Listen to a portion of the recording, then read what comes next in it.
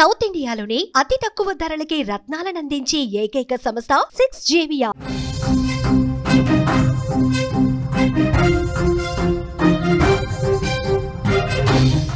Breaking news చూస్తున్నాం. తెలంగాణలో పేద రోగులకు షాక్ తగలబోతోంది. నేటి అర్ధరాత్రి నుంచి ఆరోగ్యశ్రీ సేవలు బంద్ కాబోతున్నాయి. ప్రైవేట్ ఆసుపత్రుల్లో ఆరోగ్యశ్రీ నిలిచిపోనుంది. బకాయిలను ప్రభుత్వం చెల్లించకపోవడంతో సేవలు నిలిపివేస్తున్నట్లు తనహా ప్రకటించింది. 1400 కోట్ల రూపాయల బకాయిలు ఉన్నట్టు తనహా పేర్కొంది. బంద్ పిలుపుతో 100 కోట్ల రూపాయలు విడుదలకు సంబంధించినటువంటి ప్రక్రియ జరిగింది.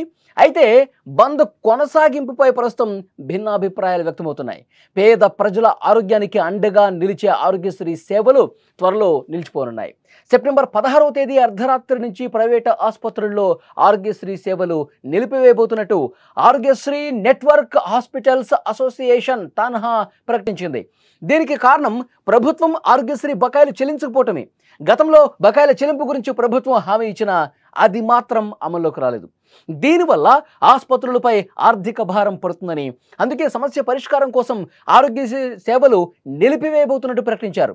ప్రభుత్వం నుంచి 1400 కోట్ల రూపాయల బకాయిలు రావాల్సి ఉన్నట్టు ప్రైవేట్ నెట్వర్క్ హాస్పిటల్స్ అసోసియేషన్ తనహా తెలిపింది. అయితే ఈ బిల్లులు చెల్లించడంతో రాష్ట్ర ప్రభుత్వం ఆలస్యం చేస్తోందని ఆసుపత్రుల యాజమాన్యాలు తెలియజేస్తా ఉన్నాయి. ఏడాది కాలంగా ప్రభుత్వం నుంచి నిధులు రావటం లేదని తనహా పేర్కొంది. దీంతో తీవ్ర ఇబ్బందులు పడుతున్నట్టు ఆవేదన వ్యక్తం చేసింది. పలుమార్లు ప్రభుత్వాన్ని కలిశాం, మాట్లాడాం, విన్నవించుకున్నాం, కానీ కనీసం స్పందన లేకపోవడంతో సేవలు నిలిపివేస్తున్నట్టు చెప్పారు.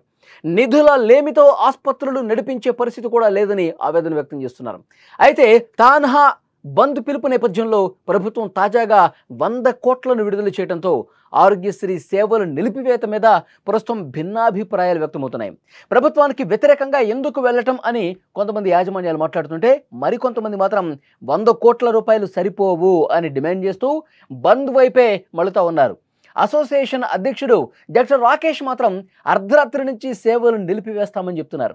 ఆరోగ్యశ్రీ బకాయిలు చెల్లించని ప్రభుత్వ వైఖరికి నిరసనగా సెప్టెంబర్ 1 నుంచే సేవలు నిలిపివేస్తున్నట్టు గత నెల 25న నెట్వర్క్ హాస్పిటల్స్ అసోసియేషన్ ప్రకటించింది. అయితే ప్రభుత్వం పిలిపించి మాట్లాడటంతో పాటు బకాయిలు చెల్లిస్తామని హామీ ఇవ్వడంతో సేవల నిలిపివేత నిర్ణయాన్ని ఉపసంహరించుకున్నారు. అయితే నెల మొదటి వారంలో ప్రభుత్వానికి సంబంధించిన ఇతర చెల్లింపుల నేపథ్యంలో ఆరోగ్యశ్రీ బకాయిలు విడుదల కుదరలేదు. దీంతో హాస్పిటల్స్ అసోసియేషన్ తాజాగా మరొకసారి అల్టిమేటం జారీ చేసింది. ప్రభుత్వం ఈ విషయంలో ఇంకా ఎలాంటి నిర్ణయం తీసుకుంటుందో చూడాల్సిన అవసరం ఉంది. ఆరోగ్యశ్రీ సేవలు నిలిచిపోతే పేద రోగులు మాత్రం తీవ్రంగా ఇబ్బందులు ఎదుర్కొనే అవకాశం కనిపిస్తుంది. ఆరోగ్యశ్రీ సేవలు పూర్తిగా నిలిపివేయాలని చెప్పి ఒక డెసిషన్ ఆల్రెడీ తీసేసుకున్నారు.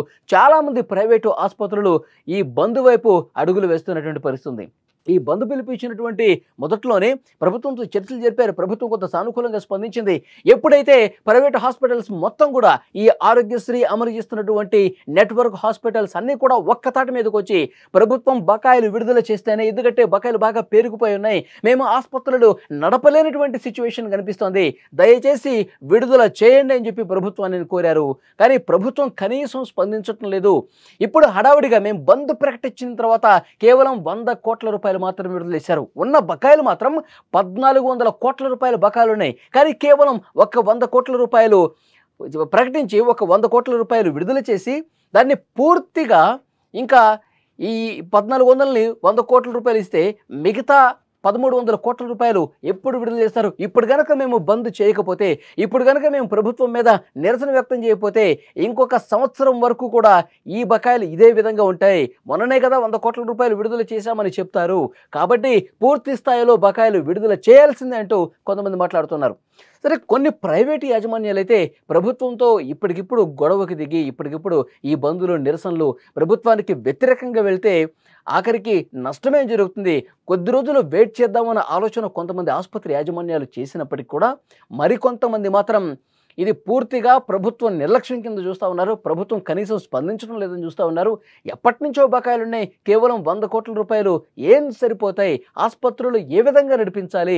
ఆరోగ్యశ్రీ సేవల కోసం చాలా ప్రైవేటు యాజమాన్యాలు ఖర్చు పెడతా ఉన్నటువంటి పరిస్థితి. ప్రభుత్వం ఈ విషయంలో కొంత సీరియస్గా వ్యవహరించాల్సిన అవసరం ఉంది కదా, ఇది మాట్లాడుతున్న పరిస్థితి. కానీ ఇప్పుడు బంద్ వైపే చాలామంది వెళ్తున్నారు. ఈ అసోసియేషన్ ప్రతినిధులు కూడా మాట్లాడుతూ ఉన్నారు.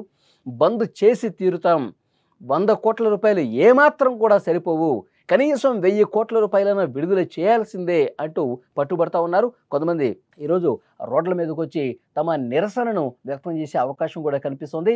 కొన్ని ప్రైవేటు ఆసుపత్రుల యాజమాన్యాలు కలిసికట్టుగా ఈ ఆందోళన చేయాలని ప్లాన్ చేసుకుంటున్నట్టుగా తెలుస్తుంది.